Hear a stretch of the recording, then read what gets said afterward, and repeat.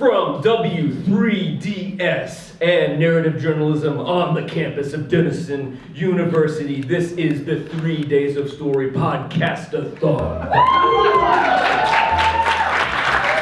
I'm here to introduce your celebrity judges sitting at the top tier of the... Jesse had this idea from the very beginning that we would have a sort of an event where students would get together with faculty and with radio journalists and work on stories and then sort of very quickly produce these things. And I didn't know if it would actually happen. For art, architecture, and technology of ancient Rome!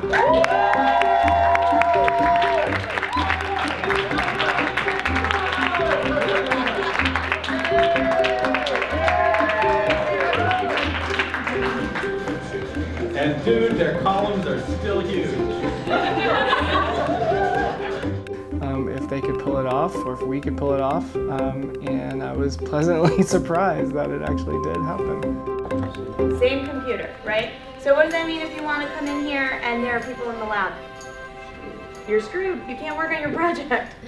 So by using Google File Stream, we can open... The point of the podcast-a-thon was to take advantage of the Mellon funding to bring classes together and faculty together across disciplines and around the campus. We wanted to bring students from a variety of disciplines and programs sort of into the fold of storytelling.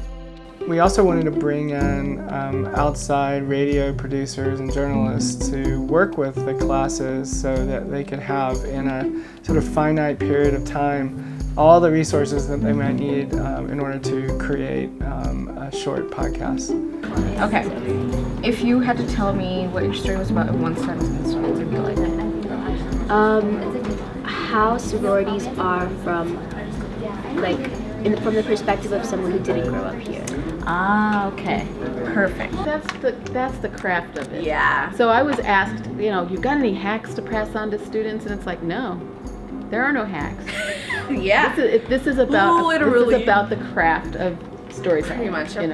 I think it's really cool. I've never really experienced this at a level technologically. So it's a little scary. I think it's going to be good to know about because I'm the same way. I'm just a grandma with technology. I don't know how to use it. So having this skill I think will be good in the future. I can do stuff like this. Kind of like what makes writing for audio special. We call this making your script sing. One of the ideas was we really wanted people to try to incorporate podcasting in their classes this year because because Jesse Dukes was on campus all year long.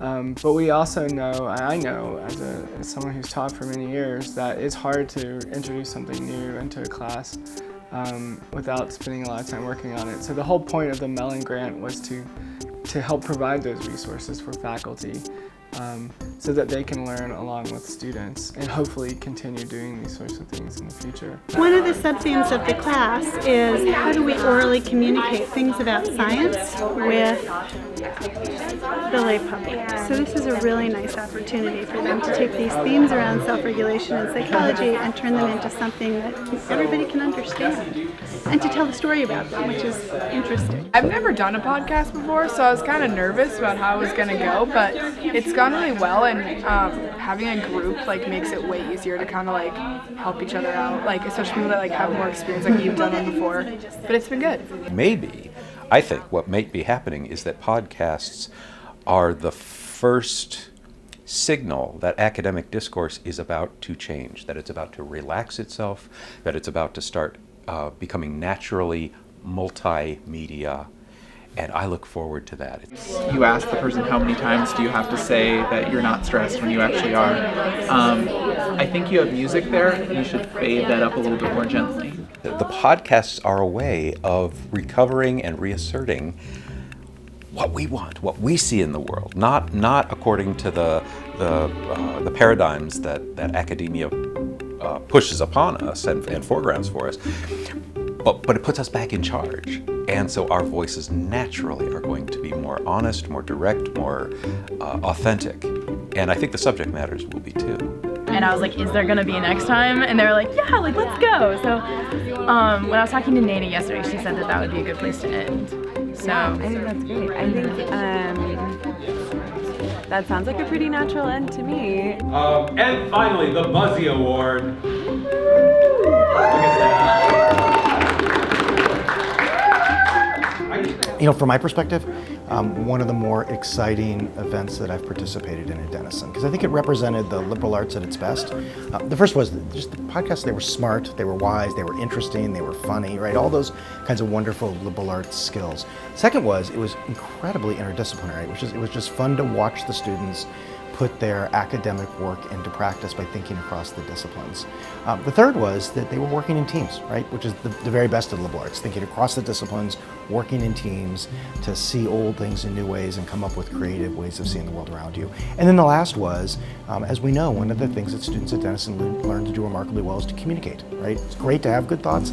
It's even better to be able to communicate them in ways that other people can listen and hear. So I thought it was fantastic. It just captured all those wonderful Denison qualities at its very best. And it's amazing how quickly they did it and how much fun they had doing it. The grand champion, the Buzzy Award, has been earned by Theo Botkin, Josh Blaz, Lydia Hewitt, and Sarah Hume for The Flowing.